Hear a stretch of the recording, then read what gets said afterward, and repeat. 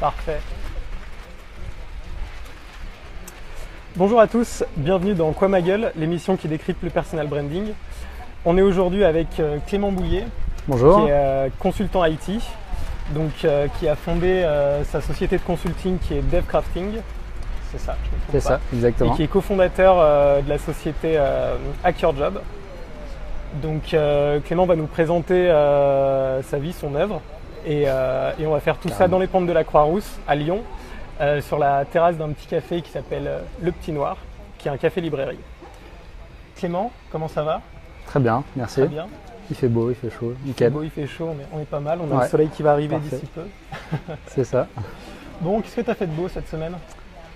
Cette semaine, j'étais sur Paris, je fais une petite mission, enfin une petite mission, non, une mission toutes les semaines, je suis 2 jours sur Paris. Donc voilà, j'ai fait ça et ce matin j'étais en mission également chez un autre client sur Lyon. Voilà.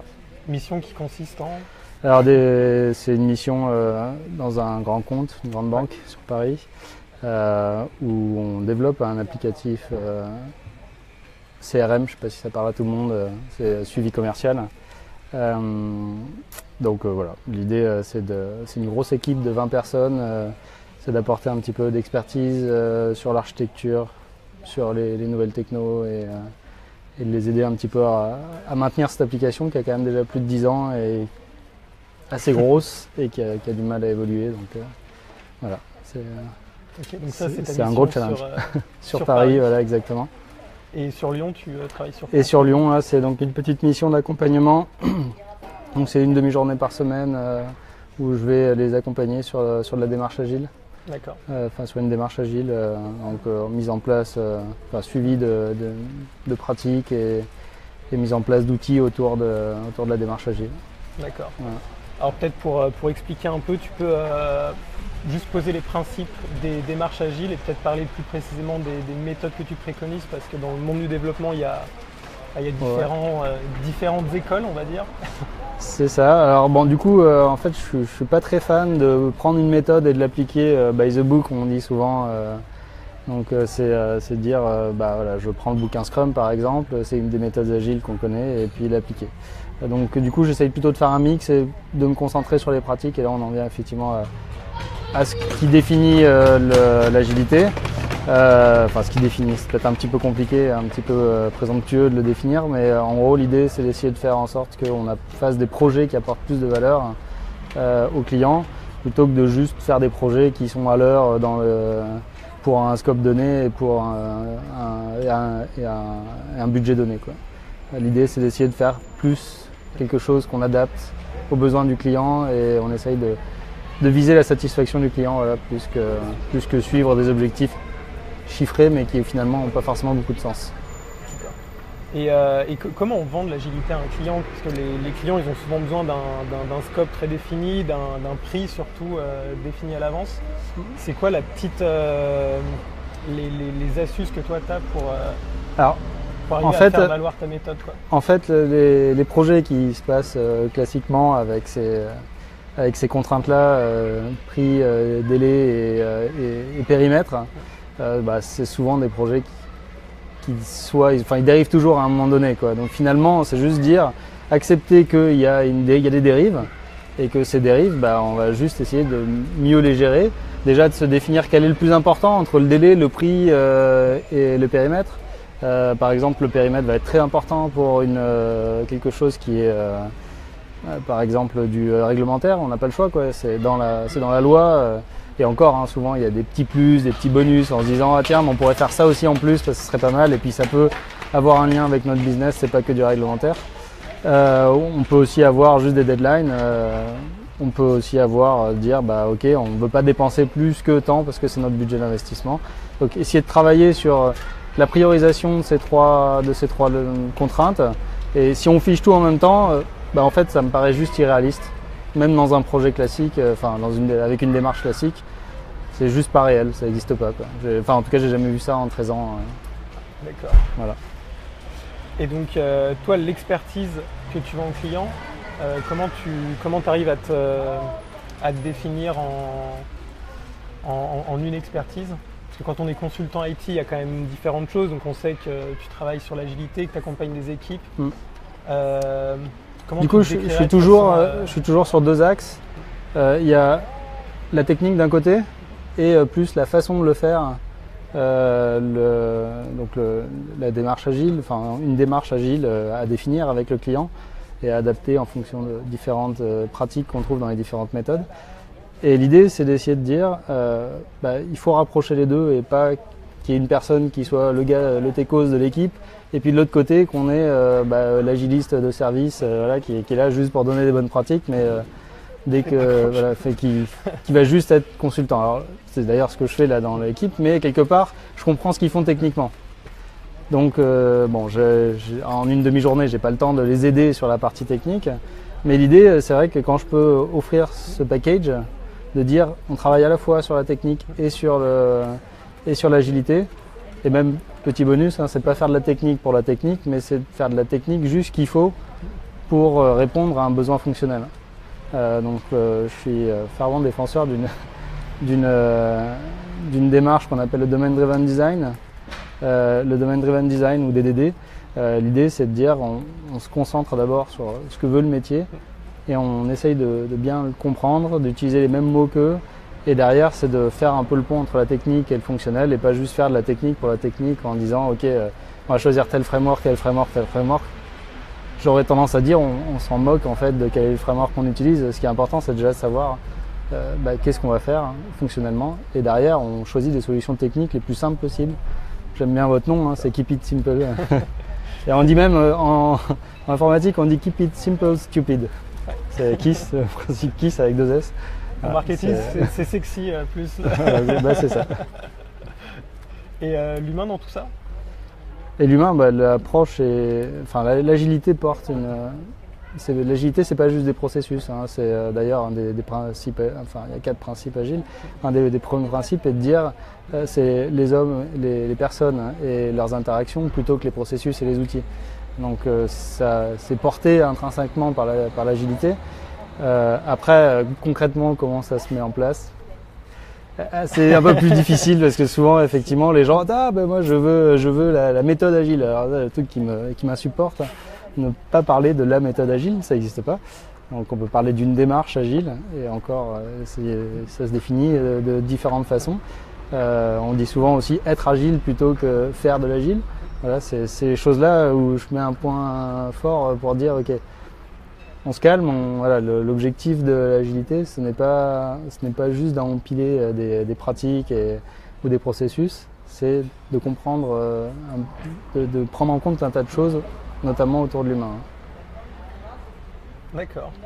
Et dans les grandes entreprises, dans les grandes sociétés de services, qui semblent être des mastodontes assez rigides, comment est-ce que ça se passe, l'agilité ?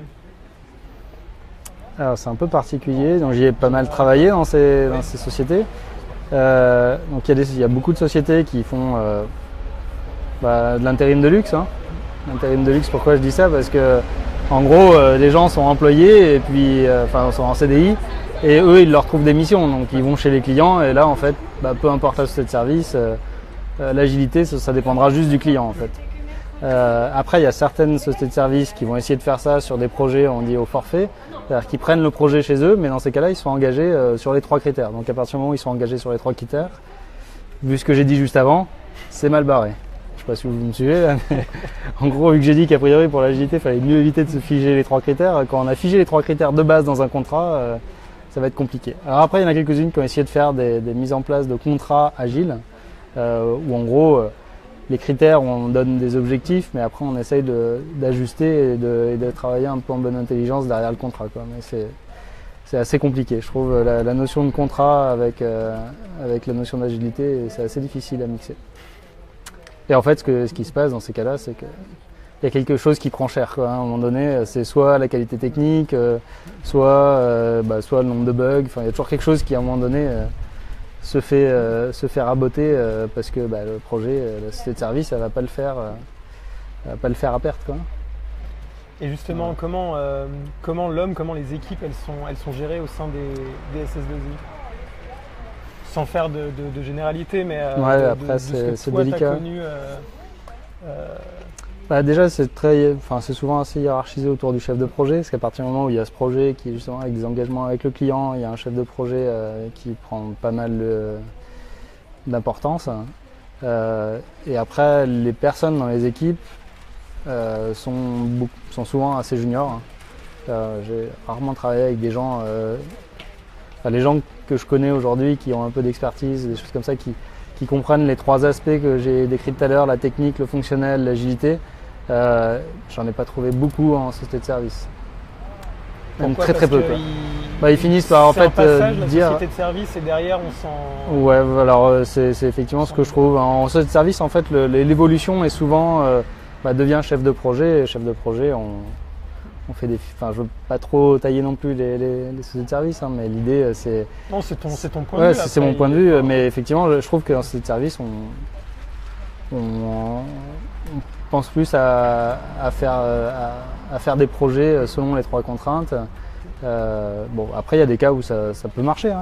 Ça peut marcher. Il y a toujours des petites dérives, mais globalement, c'est pas catastrophique. Donc, tant que c'est pas catastrophique, parce qu'en agilité, l'agilité n'est pas non plus la solution ultime à tout. C'est vrai? Non. Malheureusement, non. Non, c'est vrai que des fois, les gens voient ça un peu comme la solution ultime. Non, c'est une autre façon d'aborder le problème. Voilà. Je vais changer un peu de sujet. Je vais te poser une question. Les développeurs, ils sont souvent vus par les gens qui bossent dans l'informatique en général. Ils sont souvent vus comme des gens reclus dans leur coin. On a cette espèce de vision du geek. Et finalement, nous, on se rend compte qu'ils sont très actifs sur les réseaux sociaux. Ils organisent énormément d'événements, notamment à Lyon, à Paris et partout en France. Il y a des grosses communautés qui communiquent énormément. Et ils portent vraiment ce message de l'open source. Enfin, en tout cas, c'est une culture très ancrée chez cette population. Comment t'expliques ce décalage entre comment on les voit et comment ils sont réellement? Toi qui as de l'expérience, qui a pas mal de recul. En fait, je pense que les deux existent c'est-à-dire qu'on voit beaucoup de développeurs qui sont effectivement juste entre guillemets des pisseurs de code, quoi. Je viens le matin, j'écris du code, je repars. J'ai fait ce qu'il y avait écrit dans une spécification. Je me suis pas posé la question de pourquoi je le faisais. Bon, il y en a plein des comme ça. C'est des machines. D'ailleurs, derrière, il y a cette vision du développeur fait qu'on se dit on va les acheter en Inde, c'est 3 fois moins cher. Donc il y a toutes les problématiques d'outsourcing, des choses comme ça qui sont montées un peu en épingle par des commerciaux habiles, on va dire. Mais voilà, du coup je suis un peu. C'est pas quelque chose qui m'intéresse comme approche. Et donc les gens qu'on voit peut-être les communautés dont vous parlez, les communautés dont tu parles, par exemple sur Lyon, on a le Lyon Tech Hub qui regroupe toutes les communautés techniques, une bonne partie des communautés techniques de Lyon, avec des communautés par techno, des communautés sur l'agilité, des communautés un petit peu différentes. Ces personnes-là, c'est des gens qui sont plus visibles et qui donnent une autre impression du métier de développeur, mais est-ce qu'ils sont représentatifs du métier de développeur? Je suis pas sûr. Ils sont représentatifs à mon sens de ce que devrait être un développeur, mais ils ne sont pas représentatifs de la population des développeurs, malheureusement. Et les personnes qui viennent à ces communautés, des fois, sont juste en mode consommation aussi. Je viens m'informer, quoi. Je viens m'informer. Donc c'est assez difficile finalement d'arriver à faire une distinction claire, mais effectivement, je suis sûr qu'il y a des gens des développeurs qui ne sont pas juste le geek au fond de la cave, qui sort jamais, c'est assez différent de ça. Et en plus, derrière, je pense que des gens qui ont envie de le faire peuvent très bien le faire. Quelque part, j'ai vu des personnes qu'on a un petit transformées, c'est-à-dire que si on avait continué à leur demander de faire juste de coder, ils seraient restés et ils seraient passés un peu pour des gens qui restent à la cave et geek de base. Et encore geek aujourd'hui, ça change un peu de connotation. Maintenant, je trouve qu'on arrive il y a des gens qui, si on leur donne la possibilité de faire autre chose que juste coder, ils arrivent à faire autre chose, à rentrer sur les réseaux sociaux, à se faire connaître, à faire des confs. Je pense que tout ça, ça se travaille, clairement. Toi, qu'est-ce qui t'a amené à communiquer sur les réseaux sociaux, à aller dans différents groupes, dans différents événements et à finalement créer, avoir être inscrit dans une aspect communauté communautaire. c'est quoi qui t'a poussé à ça? C'est arrivé comment Alors en fait, j'étais à Paris avant. En 2008, j'ai commencé à aller à des meet-up. Ça ne s'appelait pas des meet-up à l'époque, mais il y avait des communautés qui existaient déjà. Tu étais déjà dans le monde du travail Ouais, tout à fait. J'ai commencé en 2004 et donc en 2008, donc j'ai travaillé 4 ans un peu en autonomie. Voilà, il y a juste la boîte qui existe, il n'y a pas de communauté à l'extérieur. Enfin, j'avais pas vu connaissance de tout ça. Est-ce que tu étais un pisseur de code ou non, j'avais déjà fait des choses un peu. J'avais déjà fait de l'agilité un peu sans le savoir, enfin pseudo, je disais qu'il fallait pas dire faire de l'agilité, mais j'avais déjà commencé à toucher un petit peu tout ça, mais sans le savoir. Et du coup en 2008 j'ai commencé à m'ouvrir, à lui dire ok, il y a peut-être des gens qui font mieux que moi aujourd'hui, parce que je galère tous les jours, truc que j'arrive pas à faire, je vais trouver des gens qui savent, qui l'ont peut-être fait, qui ont eu d'autres expériences et tout ça. Je me suis dit il faut que j'aille les rencontrer, quoi. Je suis allé à des meet-up qui étaient relativement petits de la communauté qui s'appelait Al.net, qui s'appelle toujours Al.net sur Paris. Donc il y avait ce côté alternatif aussi avec l'open source autour du .net qui est une techno Microsoft. Et, bon, connaissant Microsoft, voilà, Microsoft open source, ça allait pas ensemble à l'époque. Maintenant, c'est quand même un peu mieux. Et donc du coup, on a travaillé, on a discuté tous les mois. C'était rencontres régulières. J'y allais. Et je me suis dit, à un moment donné, c'était déjà mensuel. Et il y avait déjà d'autres communautés sur Paris, mais c'était beaucoup moins qu'en ce moment. Et donc du coup, j'y ai pris goût, quoi. Je me suis dit, là, j'apprends plein de choses, quoi. Des retours d'expérience, j'apprends énormément de choses. Souvent, c'était des petites presse où